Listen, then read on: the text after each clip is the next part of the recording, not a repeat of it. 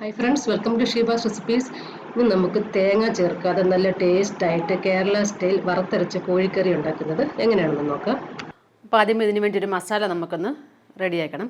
അപ്പോൾ പാനിലോട്ട് ഒരു ടേബിൾ സ്പൂണൊക്കെ വെളിച്ചെണ്ണ ഒഴിച്ചു കൊടുക്കാം.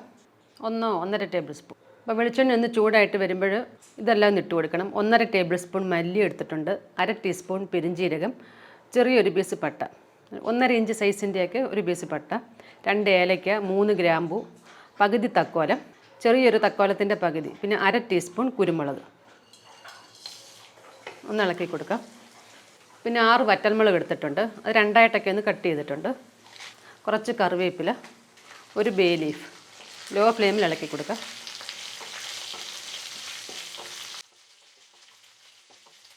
ഇതിപ്പോൾ ആയിട്ടുണ്ട്. മല്ലിയൊക്കെ ഒരു ഗോൾഡൻ കളർ ആയിട്ടുണ്ട്. ഫ്ലെയിം ഓഫ് ചെയ്യാം. അപ്പോൾ ഇനി ഇതിലോട്ട് 5 കാഷ്നട്ടും കൂടി ഇട്ട് കൊടുക്കാം. അപ്പോൾ ഈ ചൂടിൽ ഇതൊന്ന് ഇളക്കിയാൽ മതി. 1.5 മിനിറ്റ് നേരം ഒന്ന് ഇളക്കി കൊടുക്കാം.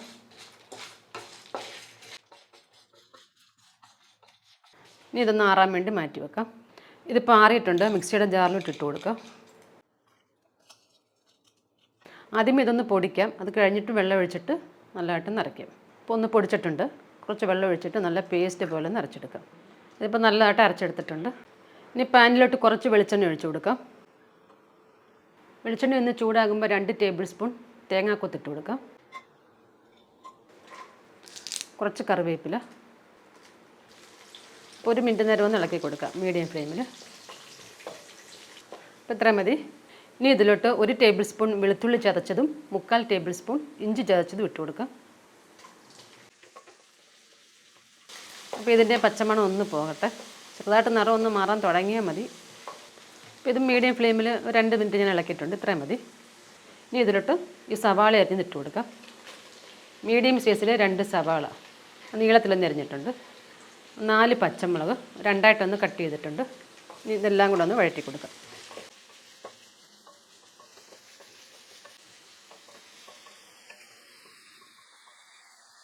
ഇതിപ്പോൾ ഉള്ളി നല്ലതായിട്ടൊക്കെ ഒന്ന് വഴന്നിട്ടുണ്ട്. കുറച്ചും കൂടെ വഴലാനുണ്ട്. ചെറുതായിട്ട് നിറം ഒന്ന് മാറാൻ തുടങ്ങിയിട്ടുണ്ട്. ഈ സമയത്ത് ഇതിലോട്ട് 1/2 ടീസ്പൂൺ മഞ്ഞൾപ്പൊടി ഇട്ട് കൊടുക്കാം. ഈ മഞ്ഞൾപ്പൊടിയും കൂടെ എണ്ണയിൽ കിടന്ന് നല്ലതായിട്ടൊന്ന് മൂക്കട്ടെ. കൂട്ടത്തിൽ ഉള്ളിയും കുറച്ചും കൂടെ ഒന്ന് നിറം മാറണം.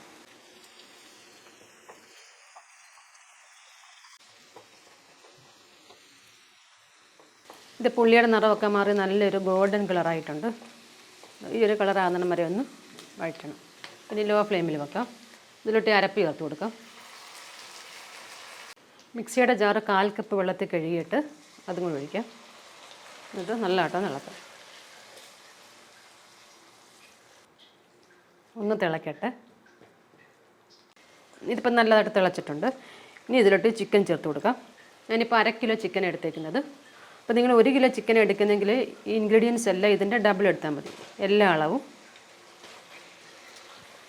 നല്ലതായിട്ടൊന്ന് ഇളക്കിയിട്ട് ഉപ്പ് ചേർത്ത് കൊടുക്കാം.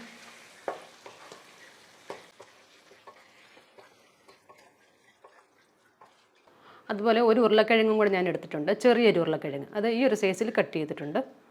ഇതും കൂടെ ചേർത്ത് കൊടുക്കാം. ഇനി ഇതിലോട്ട് പാകത്തിന് ഉപ്പ് ചേർക്കാം. ഇത് നല്ലതായിട്ടൊന്ന് ഇളക്കാം.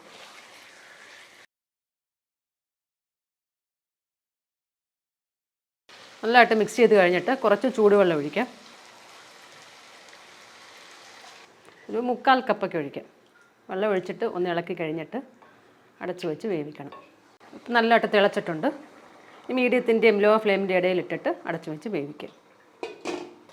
അപ്പോൾ ഇടയ്ക്കൊക്കെ ഒന്ന് ഇളക്കി കൊടുക്കണം. ഇതിപ്പോൾ ഒരു പകുതിയൊക്കെ വന്നിട്ടുണ്ട്. ഈ സമയത്ത് ഇതിലോട്ട് ചെറിയൊരു ലെമണിൻ്റെ പകുതി പിഴിഞ്ഞു കൊടുക്കാം. ഇത് നല്ലതായിട്ട് ഇളക്കാം.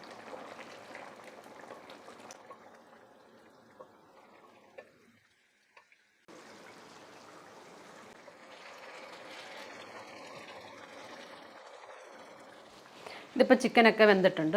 ചാറൊക്കെ അത്യാവശ്യം ഒന്ന് കുറിയിട്ടുണ്ട്. ശകലം കൂടെ കറിവേപ്പില ഇടാം. എന്നിട്ടൊന്ന് ഇളക്കിയിട്ട് ഫ്ലെയിം ഓഫ് ചെയ്യും.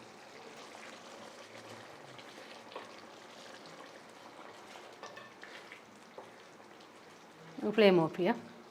നല്ല കുറുകിയ ചാറായിട്ടുണ്ട്. അപ്പോൾ എല്ലാവരും ഉറപ്പായിട്ട് ഒന്ന് ട്രൈ ചെയ്ത് നോക്കണം. നല്ല ടേസ്റ്റ് ആയിട്ടുള്ളൊരു ചിക്കൻ കറി ഇത്. ചപ്പാത്തിക്കും അപ്പത്തിനും ചോറിനും എല്ലാത്തിനും ഇത് ഒരുപോലെ കഴിക്കാം. അപ്പോൾ വീഡിയോ ഇഷ്ടമായെങ്കിൽ ലൈക്ക് ചെയ്യാനും ഷെയർ ചെയ്യാനൊന്നും മറക്കരുത്. പിന്നെ നിങ്ങളുടെ കമൻസും ഒക്കെ അറിയിക്കണേ. താങ്ക്